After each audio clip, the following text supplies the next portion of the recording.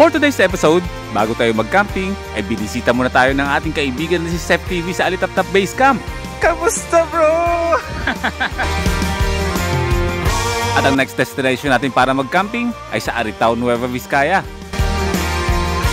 Isang kilalang campsite na tahimik na ngayon. Campsite dati. We were supposed to stop. We're at the verge of stopping now. Alam nyo ba na itong tinulugan natin, naambando na to ng 8 taon. Walang nakatira dito sa loob ng 8 taon. 6:45 ng gabi. Hello, buwan.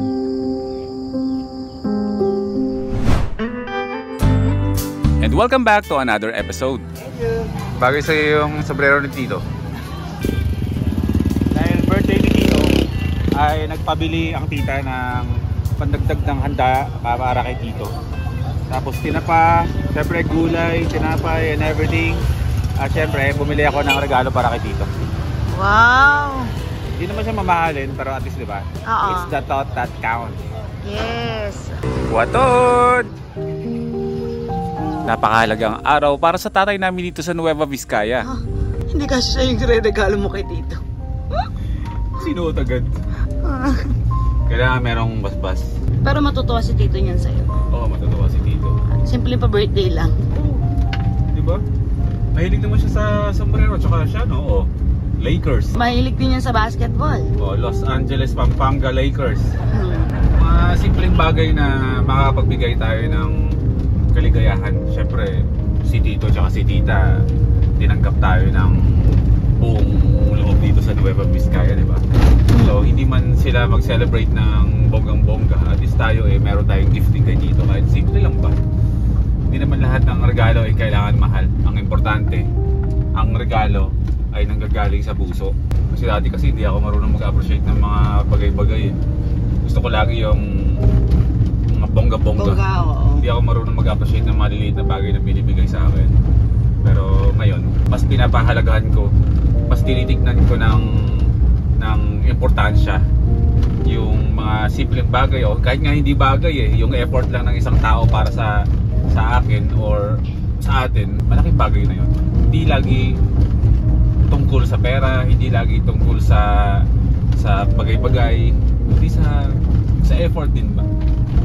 As tao to tao. Tito, dahil birthday mo, meron akong regalo sa'yo. Uy, salamat. Sukat nga natin. Kasaya, oh! Yun! Oh, ang gwapo! Sakto-sakto ba o maluwag? Okay lang Kita yan. natin konti. Para mga veterano sa US, mga US veterans Happy birthday dito Happy birthday po. sa US. Oo, di ba parang ganyan ganyan mga sombrero nun Mga USD, retired US military. Yes. Ganyan. Serviceman. Oh. Mga first timers, patiin natin si Tito Henry sa comment section ng happy birthday. Yes, happy birthday!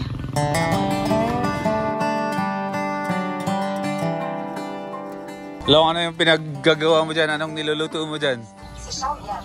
Alam mo, kayang tanggapin mo ito. Uy. Huwag na lang natin ipaglaban pa. Manok? Yun ba yung kal? Opo. Kala mo malambot? Yung kal, mga ilang oras siyang pinapalambot? Mga 2 oras po. Lalambot siya ng 2 oras?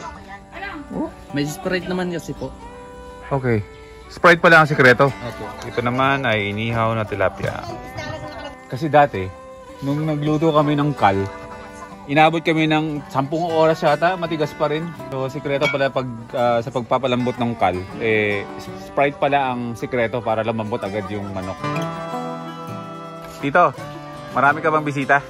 Mga tirador nga lang. Tirador ng kaning lamig. Araw-araw maghihintay, hawak-hawak ang sinabi mo, baka mahal mo rin ako. Meron tayong bisita! Shout out, sir! Shout out! Good morning! Yeah, sir! Naubos na ang sticker! Naubos na! O shoutout na lang kayo, dali! Shoutout nga pala sa mga tropa natin nandyan. Geng, geng. Geng, geng. Oh, mag-ingat kayo bro ha. Ingat, ingat. Ang ating bisita, fresh from Palo, Leyte. Let's go! Kamusta bro? Sabi ko, andito na rin kami sa norte. Eh, danan ka na namin. Oh, sige. Nice meeting you again bro. Minuto lang. Yun. At least, nagkita tayo dito. Kasi ang tagal natin hindi nagkita eh, no? Kaya nga. Parang mahigit 2 taon yata, no? O siya, pasok muna kayo ni Mrs. sa aming humble provincial life kubo. Magkape muna kayo, baka hindi pa kayo nagkakape. Ay, ayun. Salamat. May pasalubong. Ano to? Galing ng Galing pa yan ng Sultan Kudarat. Sultan Kudarat ito? Oo. Home of, famous coffee. Survey lang po. Mamaya na natin ituloy ang kwento kasama ang ating kaibigan na si Sef TV. Ngayong araw ay lalabas muna tayo ng Solano. Dadayo tayo ng Artao, Nueva Vizcaya para mag-camping. Ano kayo mag-camping ka dyan sa tuktok? Yung parang patagulang na magka-camp ka, magsiset up ka ng madilim. Tapos magbabaklas ka rin ng papusilak yung araw. Oo. Maitawid mo lang yung buong gabi na parang challenge mo sa sarili mo. Na wala makakita sa'yo, parang style camping, no? Oo. Pero nakakatakot yung gano'n, mahal. Oo, nakakatakot na yun. Nakagat ka na pala ng cobra dito eh. Hindi ka na makita. So, kaya nga dapat yung tent mo talaga, yung may clearance from the ground. Okay mga first timers, welcome back to another van life and camping episode. Tuloy tayo sa mundo natin. At ngayong araw ay pupunta nga tayo ng Aritaw at ito ang first time natin na magka-camping sa Aritaw. Laking ibon, no? Na-check ko dati ang Aritaw, parang may mga campsites din naman na hindi campsites ang nakikita ko sa Google Maps eh. Mga private farm ng mga Biskayano, 'di ba? Yung pang-personal lang. Pero ang kaibahan ngayon mga first timers, pupunta tayo ng Aritaw, magka-camping tayo, pero yung pagka-campingan natin is hindi siya yung typical na campsite na pwede sa lahat. Kasi yung pupuntahan natin na soon to be campsite, sabi ni Sir, pero ito ay pang personal lang talaga nila na space, kumbaga na spot.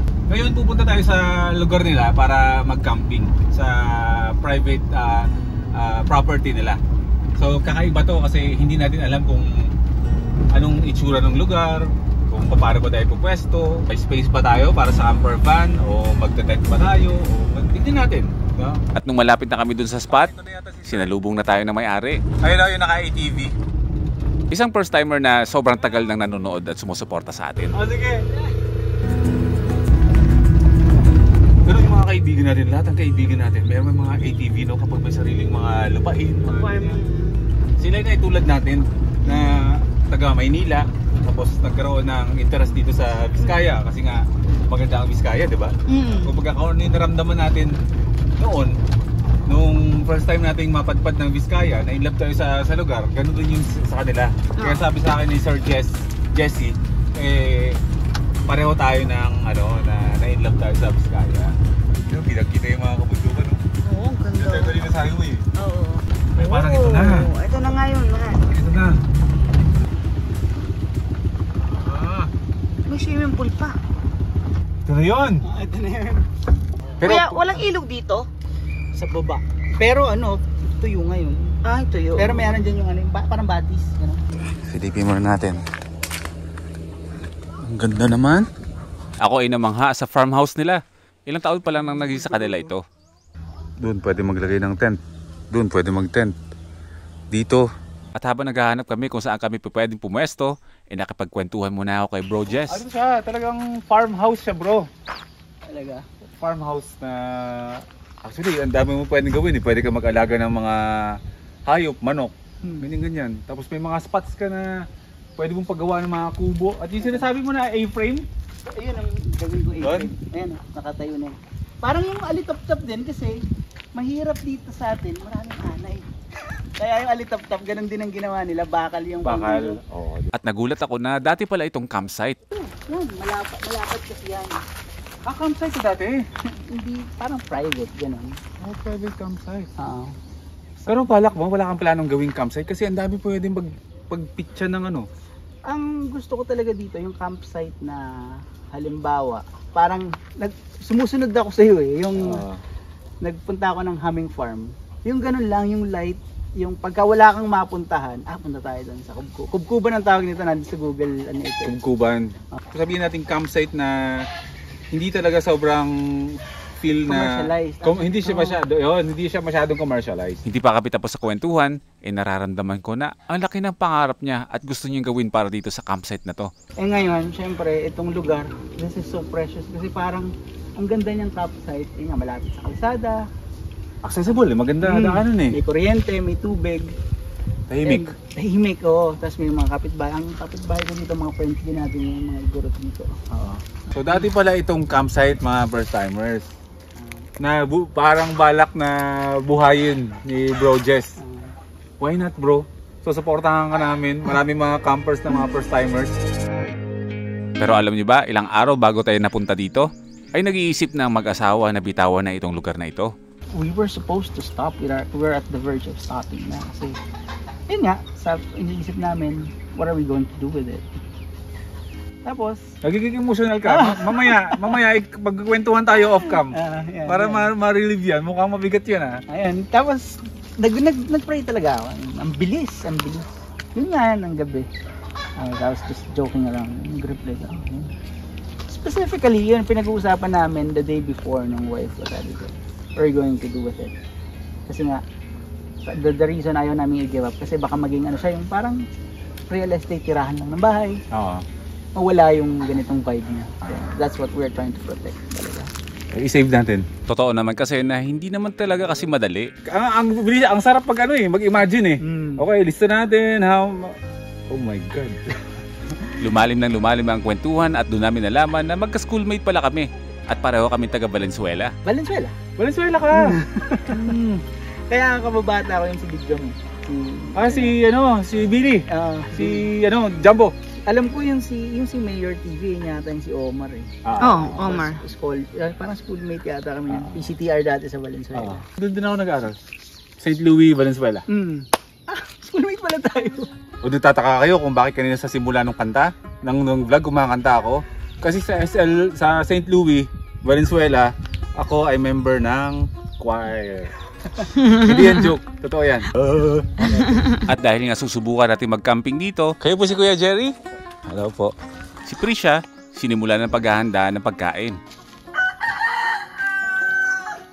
At dahil yung ating tent ay naiwan ko sa Bulacan, pinahiram tayo ni Bro Jess. Hindi daw siya sure kung waterproof ba ito, pero malalaman na rin niya mamaya kapag umulan. Ay! Hindi ka pala altitude to. Nasanay ako sa altitude.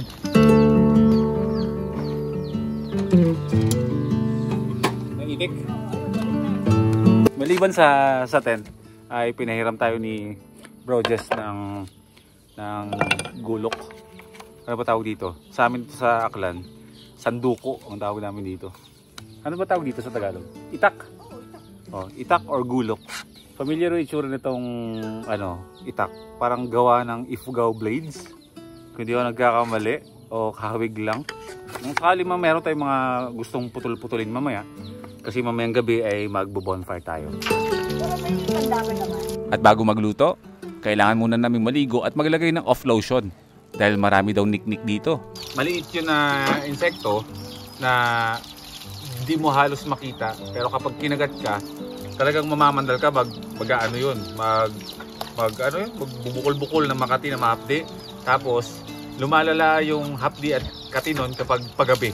Hindi ko alam kung bakit ganun yung kagat ng niknik. Normal lang ang mga niknik sa mga lugar na ganito. Lalo na sa mga kagubatan na hindi naman talaga masyadong matao.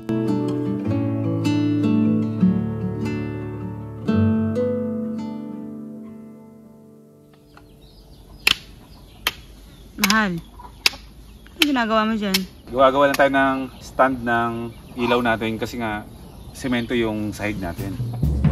Yun.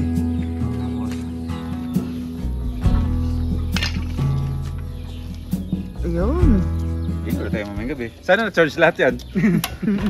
At sinimulan na nga ni Prisha ang pagluluto ng hapunan.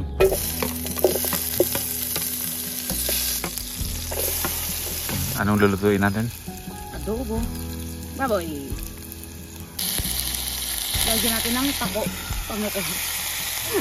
Nag-harvest ako kanina ng pako. Bango. So ha, hindi na yung salitang masarap ha. Ang bango. Hindi ko pala At si Kuya Jerry na rin ang gumawa ng bonfire natin. Para na to sa magdamag. Grabe ang bonfire natin. Ang bonfire, laki ng kahoy. Oo, talaga to. Mangga, busok yan. Sa pagkagat ng dilim, saktong paluto na rin ang ating hapunan.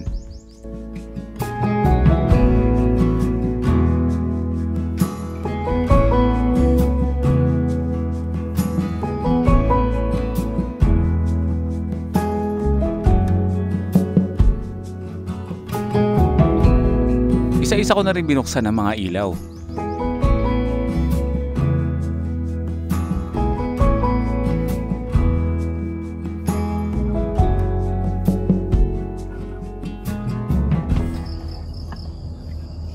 Kain tayo mga first timers. Kain po. Mamahal ko, sando ka na ng ulam mo. Bakit nga ba nyo rin naisipong mag-adobo lagi, no? Oo. Isama siya sa niluluto natin sa camping, no? Medyo parang nakakalimutan natin, no? So tayo ay literal na nasa gitna ng mga kabundukan. At wala naman tayong dapat ipag-alala kasi safe naman itong lugar na to. Pero syempre bago sa atin, buti na lang may pantay tayo. Maganda yung lugar. Parang alitap-top, base camp. Ganun na ganun yung pakiramdam. Iba lang yung nakikita mo sa paligid, pero yung ambience pa. Top base camp. At ang kasama namin si Kuya Jerry ay dumating na. Kuya, ito na yung ulam mo. Kain ka na. At habang lumalalim ang gabi, kailangan i-monitor ang mga bonfire kasi kailangan meron tayong apoy sa magdamag. At si Kuya Jerry daw ang bahala doon. Magpapahinga na tayo. Yung mga ilaw natin ay hindi natin daw papatayin yan. Kaya meron tayong bonfire dito. At saka merong isang bonfire din doon. Mamaya yan ay sisitihan ulit ni Kuya. Nagtagdan niya ulit ng kahoy. Tapos tayo dito ay yung ilaw na yan ay bubuksan ko yan. Pero siguro yung isa ililipat ko somewhere dito. Bukang hindi naman uulan eh. So yung ilaw nating isa is nandito para may liwanag dito sa paligid. Ditong area maliwanag. Sa baba meron ding bonfire. Tapos lahat ng ilaw na yan ay bukas lang yan magdamag. Ang purpose niyan kung bakit bukas yung mga ilaw is napakahalaga. Unang-una sa lahat, sa kabundukan daw na to, marami daw talagang cobra, sabi ni Kuya Jerry. So ang pinakaunang pwedeng gawin para hindi sila makalapit sa lugar natin is yung magsiga, gumawa ng bonfire na ganyan, yung mga ilaw na dilaw at bukas ng mga ilaw na ganyan.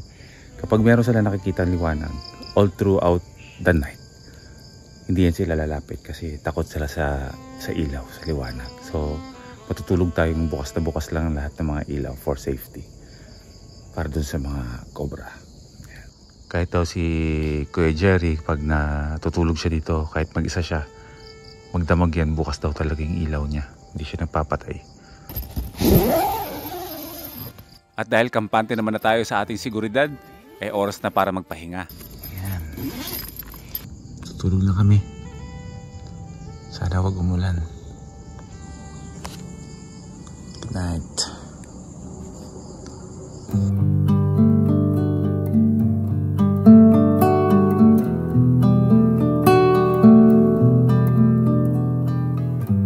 Magandang umaga mula dito sa Aritao, Nueva Vizcaya.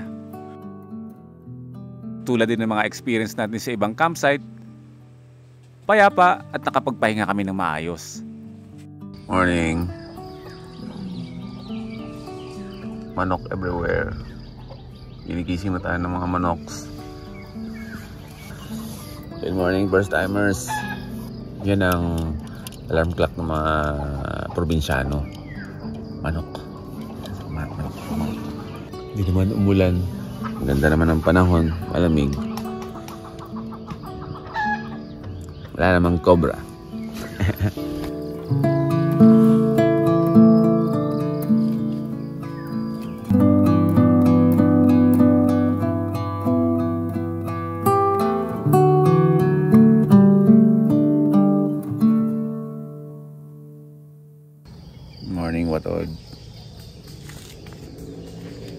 Mga ilaw natin. Buhay pa rin. Tibay. Maayos na tulog. Maganda yung aura nung place. Alam niyo ba na kung ito talaga nung lugar na to, way back ilang years na yon. At alam niyo ba na itong tinulugan natin na ngayon ay inuunti-unti nang ayusin, naambando na to ng 8 taon. Walang nakatira dito sa loob ng 8 taon. Sa kabila ng sumikat itong lugar na to, kahit sa ibang bansa daw, sumikat daw ito, gustong puntahan itong lugar na to. Pero buti na lang merong mga tao na, alam nyo yun, merong interest sa nature eh.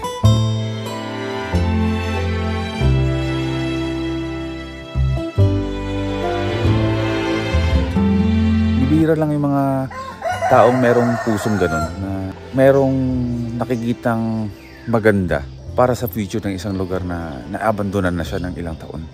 Dati siyang campsite at ngayon ay ginawa nilang parang pahingahan ng pamilya nila, na ngayon ay binabalak na rin nila na ito ay maging open, hindi man for commercial talaga, pero pwedeng tuluyan ng mga taong gusto magpahinga dito. Itong lugar na to ay unti-unti itong inaayos, hindi sa mabilisang paraan, pero naaayon lang sa kakayanan. Napakagandang lugar kapag naayos to. Pag naging okay to in time, pwede kayo pumunta dito mga first timers para mag-overnight, mag-pitch ng tent, camping, mag-bonfire. Gusto ko rin makita ulit na ano itsura nito nung 8 years ago. At dadating ang panahon na lahat tayo ay pwede nang tumuloy dito.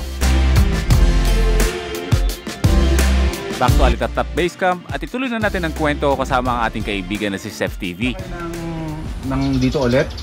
Huwag na kayo mag-hotel. Dito kayo matulog ko. May isang party dyan. Gagawin ko, pag halimbawa tulog kayo, sisigaw ako dyan. Oh, yung mga matatapang, labas! Alam mo, laki nakatawa na siya. may lalabas sa bakit? Survey lang po. Baka mamaya yan, mangyari na naman dun sa video na binuhat ka na naman sa tubig. Ay, natatawa ako doon. Ay, napakaliit yung Starlink mo. Mini. Pati nyo, tingnan nyo yung Starlink ni Seth. Ang liit! Ano yan? Mas malakas yan kumpara sa malapad? Oo. Yung traditional. Oo. Kasi yung may paa, pag halimbawa ganito na, mawala-wala yung signal. Pero yan, nasa 100 plus pa rin yan. Hindi uploading mabilis. Mabilis din. Gulat nga ako dito, kahit na yung mga puno-puno dyan sa may packet ng bundok, nakakapag-video call pa ako kanina. Ayan, nakatawag ako sa'yo. Bira, no? Malamang mas bumaba ngayon yun, no? Hindi, pinakamababa na yan. Pinakamababa na. Kasi minsan, umabot ng 30 plus sila sa Lazada. Pero kung sa website, 34 talaga. Plus shipping fee. Shipping. Naging shipping fee. Hi mga first timers! Welcome natin si Seth TV dito sa Alitaptap Base Camp. Pagkatapos ng mga halos 2 years din na puro biyahe na lagi kami nagkaganunan kapag kami ay napupunta ng Leyte, siya ang nasa Luzon. Minsan tumatawag siya na hindi ko nasasagot na dadaan dapat siya dito. Basta parang kaming tahimik kapag nag-edit kaya hindi kami humahawak ng cellphone. Kaya ngayon, talagang naglaan kami ng oras na mapunta dito kasi kung halimbawang i-ano lang namin sa pagkakataon madalas talaga hindi kami magtagpo.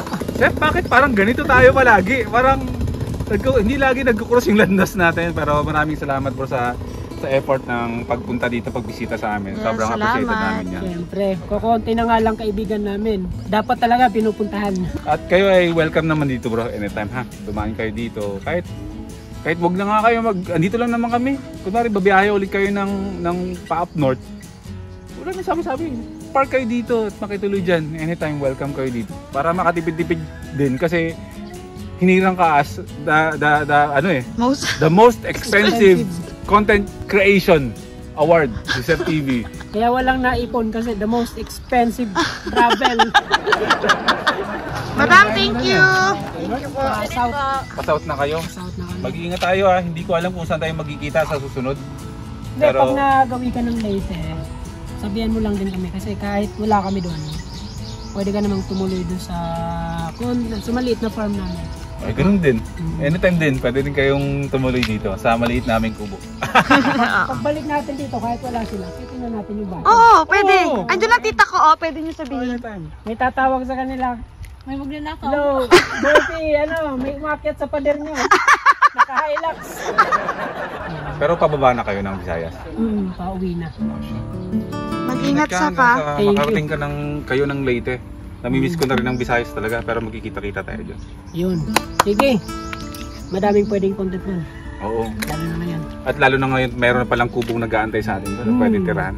Oo, malilibre ka na doon. Kahit siguro 1 month or depende kung kailan mo gusto. Yo!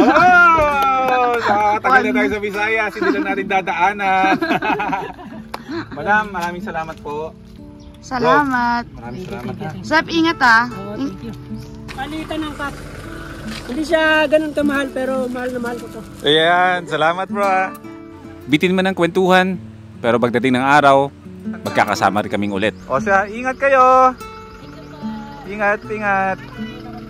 Sep, thank you sa sombrero! Hanggang dito na lang muna mga first timers. Magkita-kita ulit tayo sa susunod na episode.